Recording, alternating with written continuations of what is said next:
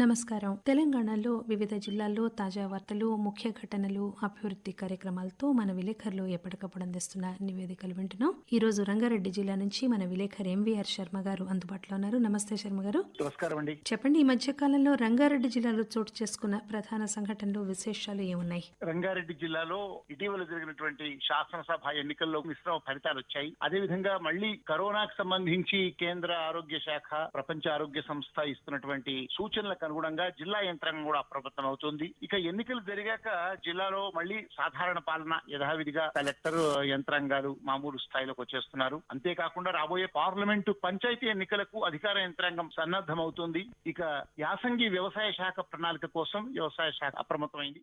అయితే మిశ్రమ ఫలితాలు వచ్చాయి కదండి ఎన్నికల్లో. నగర ప్రాంతాల్లో బీఆర్ఎస్, గ్రామీణ ప్రాంతాల్లో కాంగ్రెస్ ఆధిక్యం కనిపించింది కదా. ఈ ఎన్నికల ఫలితాల గురించి మీ విశ్లేషణ ఏమిటి? తెలంగాణ రాష్ట్ర వ్యాప్తంగా భారత రాష్ట్ర సమితి గ్రామీణ ప్రాంతాలు అంటే రాష్ట్రంలోని మిగతా అన్ని జిల్లాల్లో కొంత పట్టు కోల్పోగా గ్రేటర్ హైదరాబాద్ ప్రాంతంలో పట్టు సాధించింది. అయితే ఇదే జిల్లాలో గ్రామీణ ప్రాంతంలో పరాజయం పాలై కాంగ్రెస్ అక్కడ ఆధిక్యత కనిపించింది. జిల్లా వ్యాప్తంగా మొత్తం 8 నియోజకవర్గాలున్నాయి. ఈ 8 నియోజకవర్గాల్లో 5 స్థానాల్లో బీఆర్ఎస్ విజయం సాధించగా 3 స్థానాల్లో కాంగ్రెస్ పార్టీ గెలిచింది.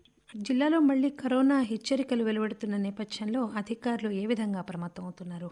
ప్రపంచ ఆరోగ్య సంస్థ, అదేవిధంగా భారత ప్రభుత్వం దేశంలోని కొన్ని ప్రాంతాల్లో కరోనా లక్షణాలు కనిపిస్తున్న తరుణంలో అన్ని రాష్ట్రాలను అప్రమత్తం చేసినట్టుగా రాష్ట్ర ఆరోగ్య శాఖ మంత్రి, అదేవిధంగా ఆరోగ్య శాఖ సంచాలకులు జిల్లా కలెక్టర్ తో ప్రత్యేకంగా వీడియో కాన్ఫరెన్స్ ఏర్పాటు చేసి గతంలో రాష్ట్రంలోని అన్ని జిల్లాల కంటే రంగారెడ్డి జిల్లాలో ఎక్కువ కేసులు నమోదయ్యాయి కనుక ఇక్కడ ముందస్తు చర్యలు తీసుకున్నట్టుగా జిల్లా అధికార యంత్రాంగం తగిన మార్గదర్శకాలను అమలుకు సంసిద్ధమవుతుంది. ఇప్పుడు శాసనసభ ఎన్నికల కోడ్ ముగిసింది కాబట్టి సాధారణ పాలన ఏ విధంగా సాగుతోంది? జిల్లా వ్యాప్తంగా ఎన్నికల కోడ్ ముగియగానే జిల్లాలో ప్రతి సోమవారం నాడు ప్రజావాణి కార్యక్రమాలు యథావిధిగా నిర్వహిస్తూ ఉన్నారు. అన్ని శాఖల అధికారులతో సమీక్ష సమావేశాలు నిర్వహిస్తూ ఉన్నారు. భారతి హోలికేరి కలెక్టర్ గారు సైబరాబాద్, రాచకొండ 2 కమిషనరేట్లు ప్రాంతాలున్నాయి. ఈ 2 కమిషనరేట్లకు కొత్త పోలీస్ కమిషనర్లు వచ్చారు. వారు కూడా భద్రతా పరంగా కూడా యథావిధిగా అన్ని చర్యలు తీసుకుంటూ ఉన్నారు. జిల్లా వ్యాప్తంగా పోలీసు శాఖ, అదేవిధంగా జిల్లా అధికార యంత్రాంగము, కలెక్టర్, ఇతర అధికారులందరూ కూడా తమ తమ శాఖల్లో నిమగ్నమై అభివృద్ధికి సంబంధించి గాని, ఇంతకుముందు ఆగిపోయిన పనులకు సంబంధించి గాని జిల్లా, గ్రామీణ, నగర ప్రాంతాల్లో, మున్సిపాలిటీల్లో అన్ని పనులు అమలయ్యేలా సమీక్షా సమావేశాలు నిర్వహిస్తూ కలెక్టర్ వాటన్ని పురోగతిని సమీక్షిస్తున్నారు. రాబోయే పార్లమెంట్, పంచాయతీ ఎన్నికలకు అధికార యంత్రాంగం సన్నద్ధం అవుతోందండి.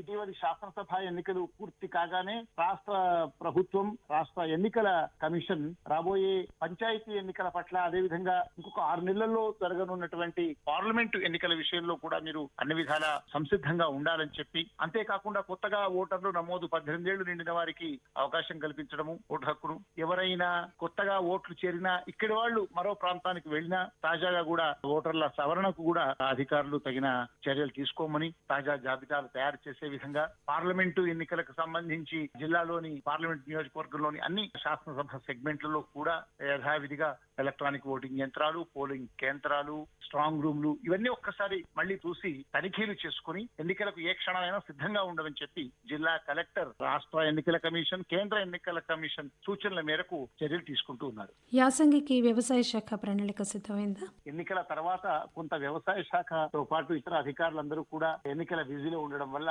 ఎన్నికల ఓట్ల లెక్కింపు జరిగిన మరుసటి రోజు నుంచే జిల్లా వ్యాప్తంగా యాసంగి పంట సాగుకు సంబంధించినటువంటి పనుల్లో అధికారులంతా నిమగ్నమయ్యారు. జిల్లా వ్యాప్తంగా 99,300 ఎకరాల్లో పంటలు సాగయ్యే అవకాశం ఉందన్నారు. ఇప్పటికే 6,943 ఎకరాల్లో ఆయా పంటలు ఇప్పటికే రైతులు సాగు చేశారు. ఇంకా మిగతా ఎకరాల్లో కూడా సాగు చేయబోతున్నారు. వారు సాగుకు సంబంధించినటువంటి వాతావరణ అనుకూలమైన పరిస్థితులు, నేల పరిస్థితులు, వీటిని దృష్టిలో పెట్టుకుని, గత అనుభవాలను దృష్టిలో పెట్టుకుని విత్తనాల పంపిణీ, యూరియా పంపిణీ, అదేవిధంగా ఏ పంటలు రంగారెడ్డి జిల్లాలో వరితో పాటుగా కూరగాయలు, పళ్ళు, అదేవిధంగా పూల సాగు ఎక్కువగా ఉంటుంది, వాటికి సంబంధించి కూడా అధికారులు తగిన సూచనలు ఇస్తున్నారు. ఈసారి 1,740 టన్నుల యూరియా, అదేవిధంగా 6,000 టన్నుల డిఏపి, ఇంకా ఇతర ఎరువులు, అందుకు తగినటువంటి విత్తనాలను కూడా ఇవ్వడంతో పాటు జిల్లా వ్యాప్తంగా 33 కొనుగోలు కేంద్రాలను ఏర్పాటు చేసి ధాన్యం కొనుగోలు కోసం అధికారులు తగిన చర్యలు తీసుకుంటూ ఉన్నారు. ఇదండి రంగారెడ్డి జిల్లా నుంచి మన విలేకరి ఎంవీఆర్ శర్మ గారు అందించిన నివేదిక. మరో జిల్లాలో వార్తలతో మరోసారి కలుసుకుందాం. అంతవరకు సెలవు. నమస్కారం.